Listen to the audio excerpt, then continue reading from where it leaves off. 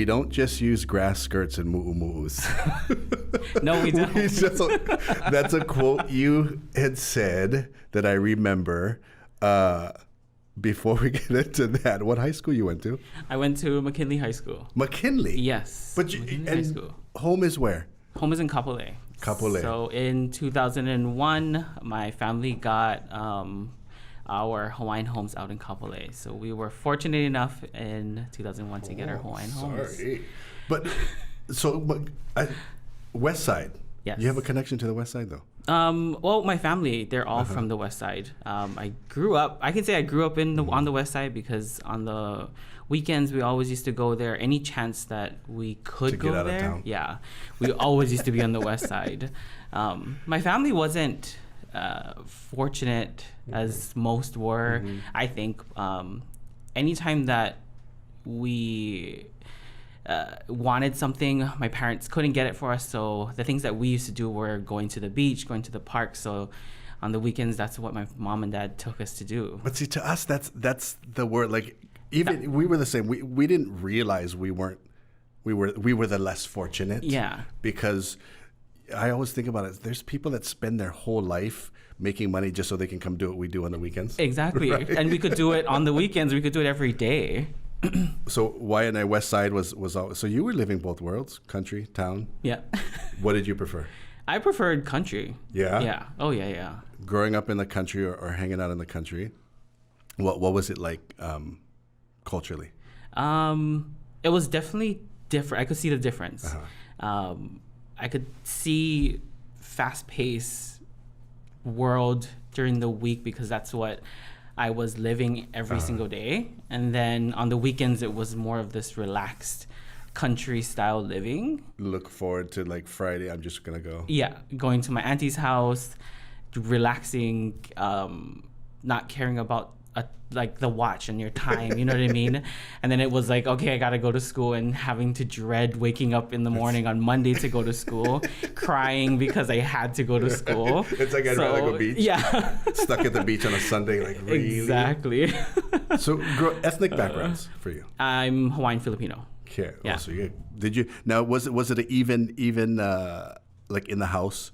You got the Filipino culture and the Hawaiian culture, which was more overpowering. So it was definitely split because I'm Hawaiian. I'm 50% Hawaiian, 50% Filipino on my mom and my dad's side. What a perfect. It was totally split in half. But I lived with. And it was split like that because my grandma and my grandpa lived with me, or I lived with them, and my grandpa is full-on Filipino. My grandma is Hawaiian lady. So it was growing up in both worlds, and it was really living in those two lifestyles. What was it like? Yeah, it was different, very different. And thinking back on how that lifestyle was, I really appreciate it now.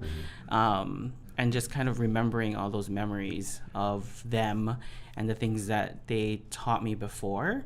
But just, it's like little things that will spark up little memories of them. I always think about, so you know how, see, I call them idiosyncrasies, I call them traditions, like, no whistling at night. Yeah.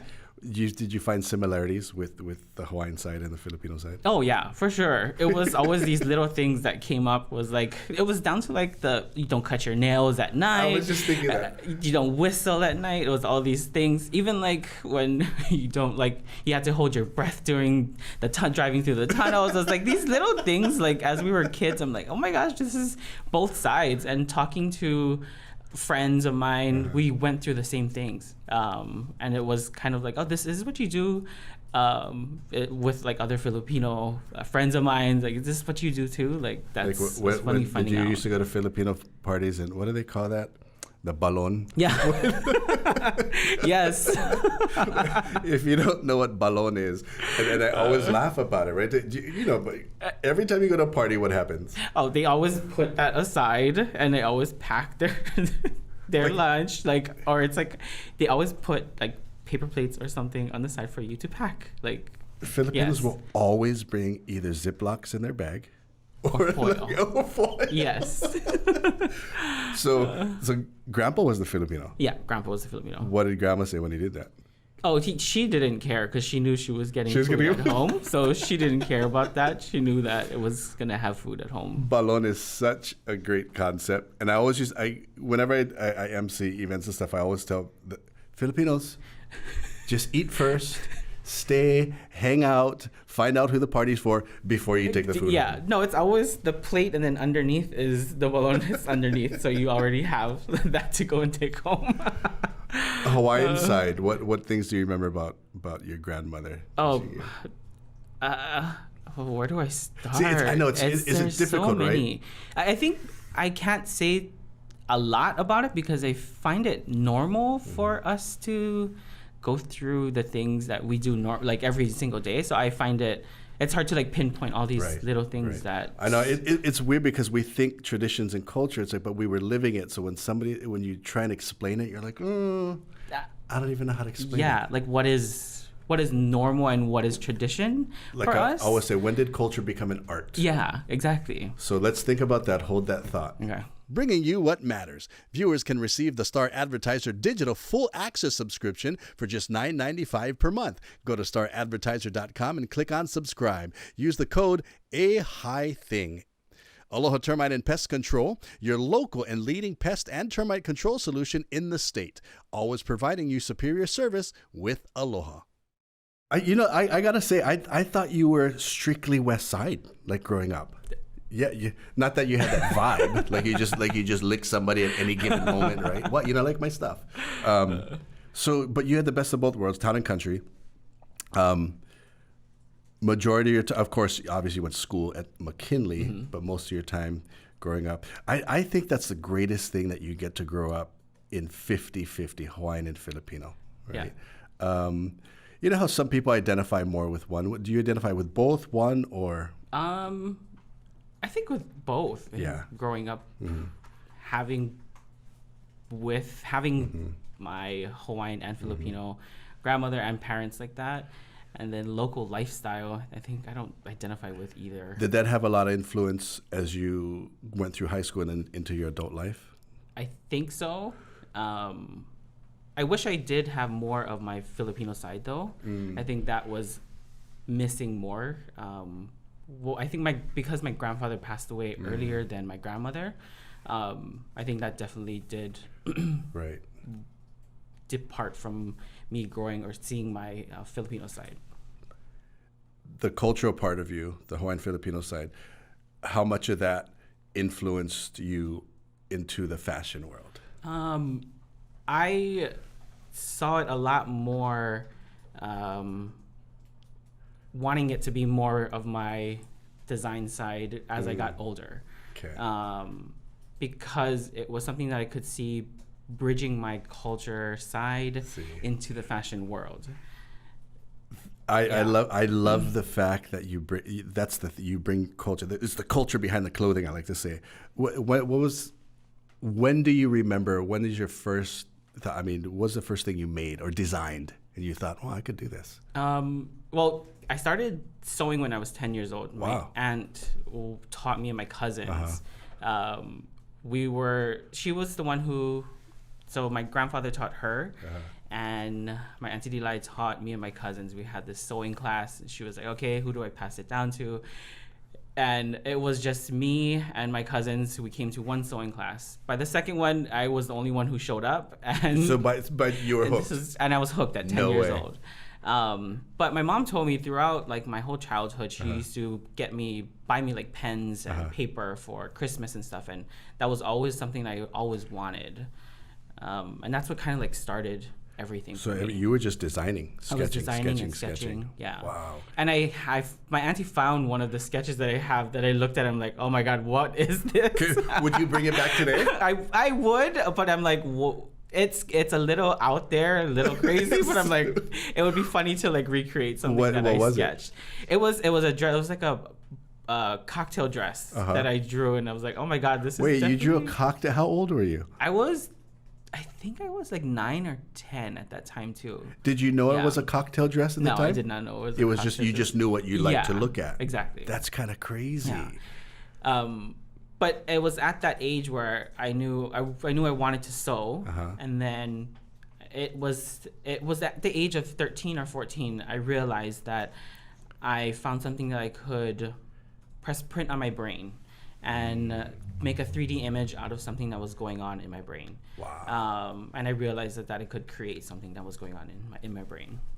That I like that transition where, because I didn't really realize that there's a little bit of a difference with the designer and the fashion, because you can put on paper, but now your foresight was like, well, I can take this in myself and do it. It was funny because anyone that sews, I give. It's the most amazing thing to me. I remember my grandmother she would sew, and she had one of those old Singer pedal, the thing you had to turn over. Yeah. And so I was I think maybe like high school. I wanted to learn how to sew. She never really, she just said, go do it, right? I wasn't as lucky as you. I remember trying to sew paper towel for like a week, but I didn't realize there's a bobbin on the bottom. I was like just sewing and going, how come it doesn't stay? That it would all come out. And then one day I told my guy, I said, how come it's not like yours? She goes, well, you got to put the bobbin on the bottom. I was like, I didn't even know what a bobbin was. See, and that's the things like I didn't know either. And going through the whole sewing class, the first time sewing, I think we were sewing on paper. And Wow. she made us just sew with no thread, no bobbin, no nothing. And my aunt was like, okay, we're going to just sew straight lines on paper. And like, I think the first line was a little crooked, and the second line I just like sewed a straight line. She was like, okay, I think we have something with him. Like, wow. Let's just start training him and see what he can do. And it was something that I think it was like the danger in sewing with a needle. There was a little bit more adventure in a sewing machine. That's what like kind of intrigued me also. A straight line got you started. Yeah. I'm kind of tripping out right now because as you went from literally on a paper with no needle, no thread, just the motion of it, and then you did one line, and then you went to Project Runway. I wish it was that easy.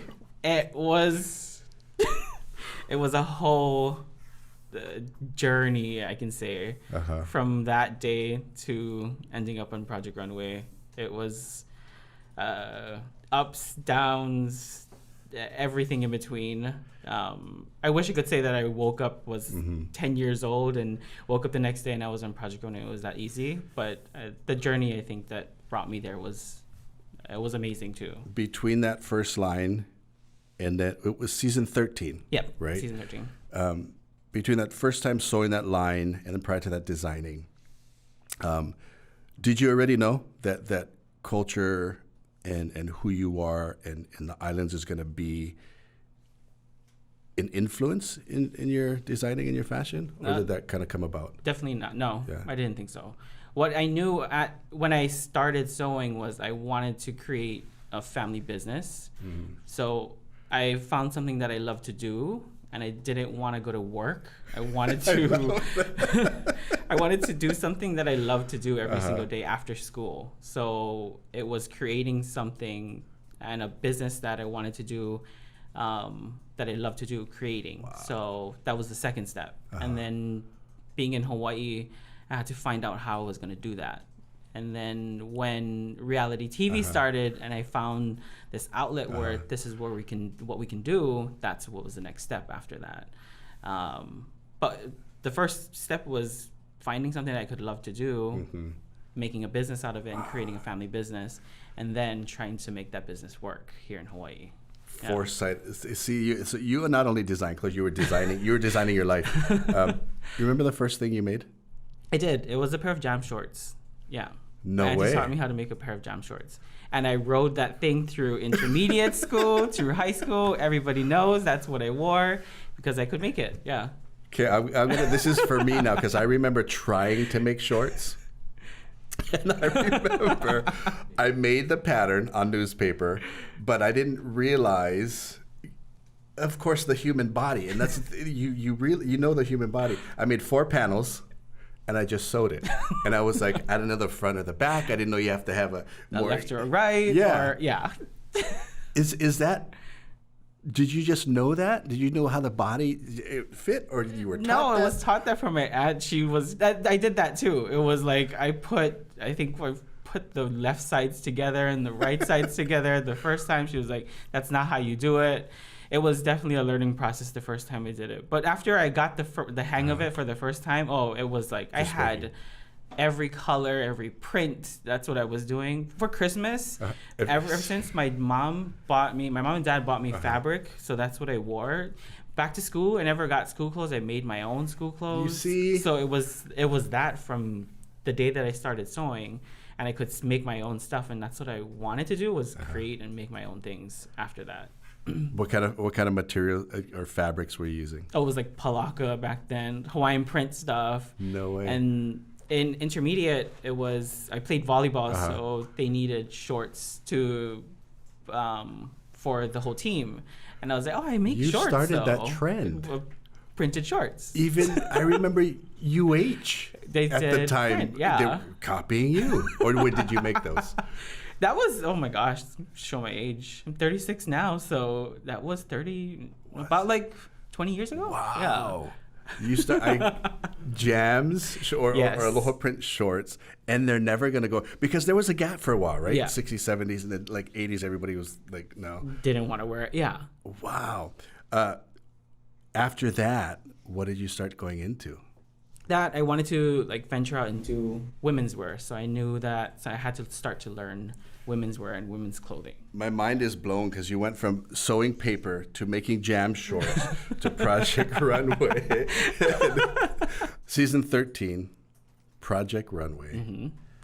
Mm-hmm. And you also did Project the All-Stars, right? Yeah. But what got you into that? How did they call? How do you even get into that? It's open casting. So finding out about it on TV when the first season started, I watched a couple of seasons after that, and I realized that I wanted to try for it. Tried out 6 seasons. It was the last time. I think it was like season 6th time I tried out, and I was like, all right, this is the last time I'm gonna try for it. What do you mean? Like you had to go through the whole process, wow. Sending your portfolio in, application, and everything, and they give you a call back. I think a couple of times I even went and stood in lines, like at 4:00 in the morning. Yeah, I flew myself out to New York, LA, and it's all like on your own dime. That's what there was a lot you had to put into it. Yeah, like wow, all on your own to go and try out for the show. Like, yeah. So when you did Project Runway, finally got on for 13th episode. When you were watching prior, this is what I always think about you, because you West Side, right? You're watching Project Runway, go, screw these guys, I can do them way better than them. Did you have that local attitude, like I can do that? No, the thing was going on in my head was, am I really here? Is this really all happening? Only because everything was happening so quick. The process of me getting onto the show happened really fast that I was almost like struck with what is really happening with my life right now. What were you doing at that time? I just started my business. I just opened my business, and I got the call back. Everything happened within like a month or month and a half. So open call, and I was on this almost when I got the call to come back and cast, I was like, okay, this is the last time I'm ever trying out for the show. If I get it, I get it. If not, oh well. Got everything going, flew up to LA, and they're like, all right, we're going to put you through. And I didn't know the process of everything. So they're like, all right, you're a finalist, so we're going to fly you out to New York. And then they're going to do an online casting. So if you get casted, then you're going to come back to film. And this is within 1 week. So went to LA. The next week, they're flying me to New York. And then I got casted. The next week, I'm filming for 6 weeks. So if you can imagine, I'm in 2 weeks, I'm filming for the next 6 weeks. And I'm waking up in New York, and I'm realizing, oh my God, okay, I'm filming a TV show. Wow. Yeah. And they don't even realize, and because being from Hawaii, it's even more difficult. Everybody else is from the continent, and they can just go home and come back. Yeah. But we're filming. The day I realized what I was actually doing was when I was in the finale, being flown to Rome, and I was grumbling because I was in New York. We're at the last leg of the show, and we were flying 12 hours to Rome, and I was being the person that I was like, oh my God, am I really grumbling about this? But we were flying 12 hours to Rome, and I'm like, I have to fly 12 hours back and then 12 hours to Hawaii. I don't want to go to Rome. I'm like, why am I grumbling about this? I think that's a local thing. I mean, again, it goes back to like growing up, right? We just want to go beach. Yeah. We just want to do that. And he's like, we're going to, I'm like, a Rome? I'm going to Rome for design clothes. You're crazy. I don't know why I just pictured now. What episode or what season was the orange, yellow, flowing, amazing dress? Oh my God, that was that on All-Stars? All-Stars, yeah. That was when I was asked to come back, and I realized, what am I doing back here again? But you didn't want to do it? I was like, when I got asked to go back, I didn't want to go at first, but then I was like, okay, just try it again. Yeah. Because so between 13 and All-Stars, how long was that? How many years? No, 6 months. Oh, I was back on it the was show only again. 6. Wow. Yeah. Because you had just opened Clique. Yeah. And 6 months after that, I came back from the finale. 6 months after that, I was recording. I was back in production again. Yeah. On Runway 13, how many designs did you have to make? That was, oh my gosh, I want to say 11. 11. Holy Yeah. moly. Wow. 11. Again, my head is blown. You know, I always think I know someone, but the story is amazing. Sewing on paper, making jam shorts, Project Runway Season 13, Project Runway All-Stars, and then we'll talk about Iolani Palace. Kini Zamora, thank you so much for joining us. If you want the extended version, check out Culturised.com or YouTube.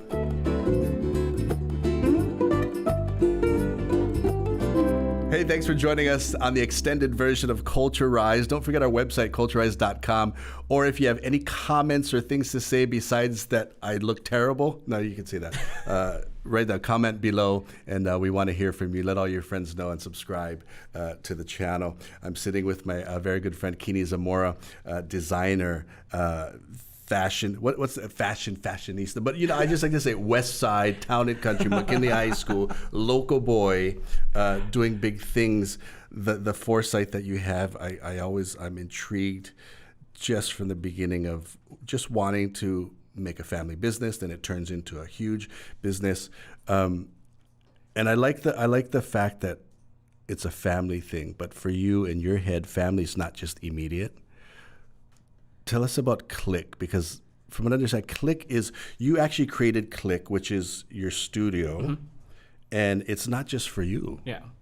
So what I built was something that I can take interns from the system that I learned from. I went to school at HEC, and then after HEC, I went to New York and I studied at the Fashion Institute of Technology. Wow. I came back home and I realized when I was there that I was learning the same things that the community college taught me here, and opening the business here. I wanted to give back, and I took in interns and taught them how, I guess, the fashion industry really is. I get what school teaches you and the book work and everything, but I think what they need to learn is what is happening in the real industry and how the technical things happen in the industry. So that's what I teach them with interning and growing businesses too, in that sense. Where did that thought process come from? Where did the give back, the whole that's where, like, I think the culture part, is, right? Where you give back to the community, nurture what you have gained, and always opening your doors to what you've learned. Being on the show, I didn't know the whole process of getting onto the show, learning all these things. So it was almost like this gated secret of being a designer or being on Project Runway. So it was all these secrets that was being held from everyone that was on the show. And I wanted to share all of that stuff. It wasn't something that I wanted to keep to myself. And if people were asking, then I'd rather share it than keep it to myself. That's what I would say. The greatest give back is knowledge, right? Exactly. So you created Clique, and it's, you don't have to be at a certain level of fashion or design. You could just be I like make one T-shirt. Yeah. Oh yeah. It is, because I think for me, creativity isn't something that you can teach. It's something that you just know inside. The technical skill, yeah, you can learn all of that stuff. But I feel like if you have this creative energy inside of you, you just automatically know that you have it. I remember walking into the Clique for the very first time because I had the really lucky to do the opening. Amazing. It's just, if you've never been to the Clique, it's just this huge how many square feet is it? Oh my God, it's the 3,500 square feet of, it was a space that I took from my house. We had everything from... You had all that. Oh, it was like house. In my house. My bedroom was the was the photography studio. My garage was the manufacturing part. So I took all of that. I wanted everything to be under one space and put it into like one whole studio. And I remember being there for the first time, and that's what I learned. How it's again. It's such a cultural concept, because a lot of people think just fashion is just you're going to design and sew. But inside Clique, you've got a photo studio, you've got a backdrop, you've got a design center, you've got a store, you've got hair and makeup, everything yeah. that works, because everybody's related to each other, and it has to work that way. Exactly. And that's really rare to see today. Do you encourage a lot of up-and-coming designers to do that and make sure that you create a connection? Well, I want to let them know that being a fashion designer, you have to wear all these different hats. It's not necessary that you have to be all these things. You can become little things within the industry. There's so many different aspects of becoming like the lead designer.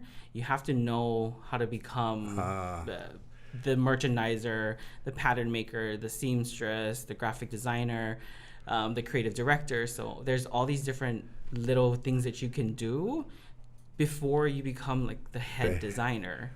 And I think that's what a lot of young designers don't know, is they have to learn all these little things first.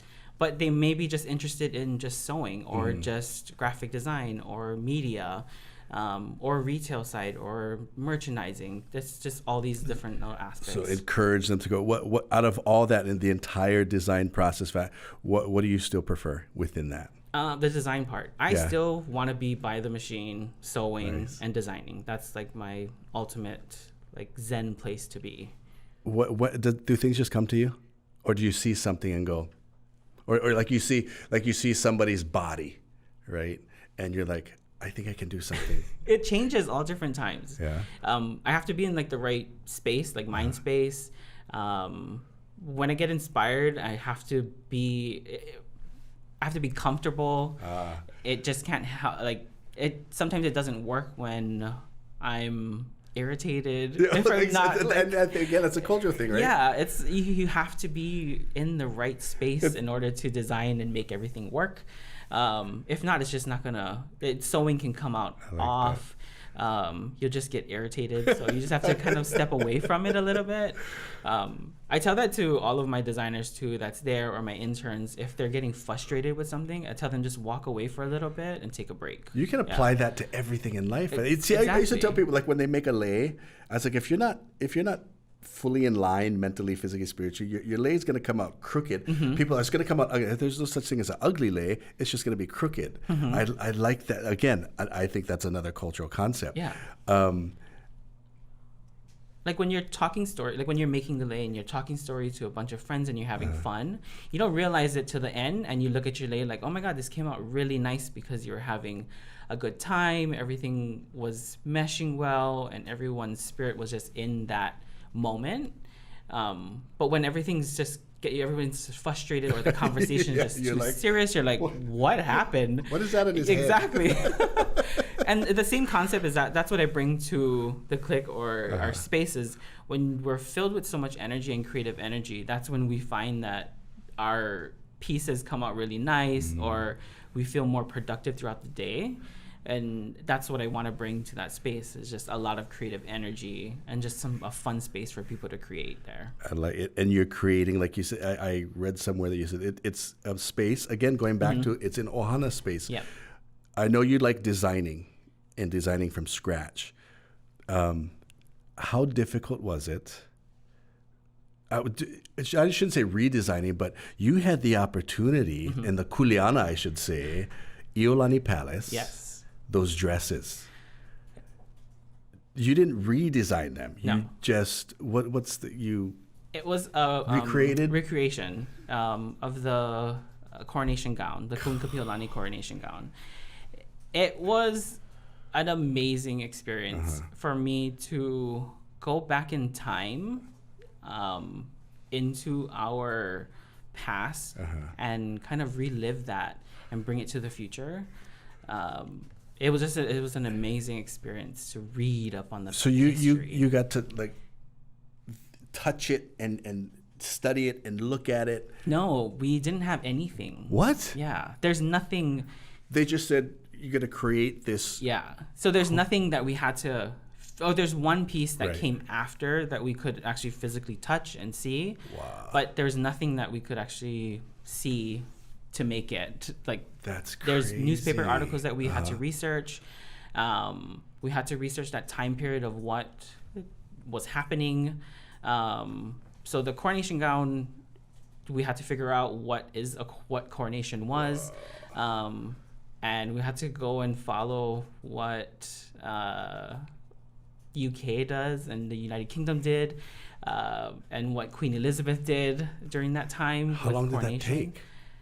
It took us about 1.5 years. So was it Friends of Iolani Palace that called, and they were just like, "Hey, can you recreate this coronation?" No, we had to bid for it. So we went up for it, and we knew that they were redoing it, and we wanted to be a part of it. So we put in sketches for it. We did some research, and we wanted to just get their opinion on it. And then they asked us to be a part of the project. But we knew that it was a big. It was a big kuleana for us to just be asked to do something like that. I was gonna say, what's that feeling? That kuleana of you're gonna recreate a dress, and in your mind thinking in a perfect world that the queen would actually put it on if she was here today. I was speechless when I was first asked, okay, we're gonna be doing it, and then I was kind of scared in the beginning too, like, oh my gosh, we have so much work to do. But then what I thought was like, oh my gosh, we can actually do all the things that was commissioned back then in Paris and London. That was everything that was made in London and Paris. We could actually do it here in Hawaii, which was great that I could show people like, oh my God, we can do all this here in Hawaii. The things that we ordered was the fabrics. That's all we did was we bought all the fabrics from New York.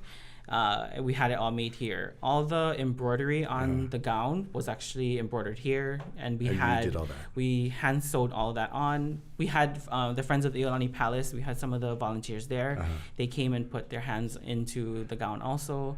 I wanted to have more of the community come in, and if they wanted to volunteer. Again, so there you go with your give back. Yeah, I love it.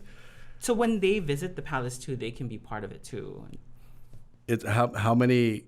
Are you going to do more? How many dresses? You just did that one? We just did that one for now. And that's it sits. I'm trying to think when the last time I went. It's in the what's that room? The red room. It's in the red room. Next to the big one. Yeah. Wow. So it sits there. You should tell them you want to do all of them. How many? Because they have more in there. They right? do. They have. Iris did a couple of the other ones. They want to do King Kalakaau's outfits also, and they want to do some of Princess Kaiulani's also. If you want to see Kini Zamora recreate Kalakaua's British attire, comment below. It's a lot of work though. It's taking a black and white image, finding out all the history and color from just a black and white image. At least your brain is crazy to me that you could read a newspaper and you can look at the time period and you can see a black and white, but more or less figure out what color his sash was, what color the medallions were. Was it suede? Was it leather? What kind of fabrics and everything? And you find out some secrets or some things that's actually like we were part of that's still in tradition till today. So it's crazy that we were part of that kind of things too, and how the color sashes were changed at different time periods too, and different monarchs.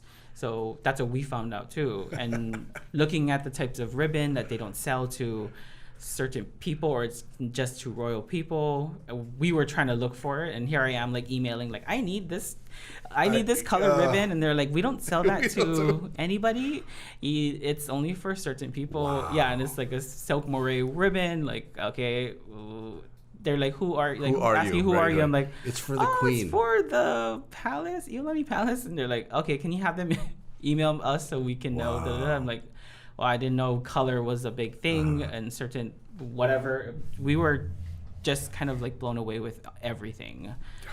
Yeah. Which is going to bring us back. We didn't only use mu'u and grass skirts. Mm-hmm.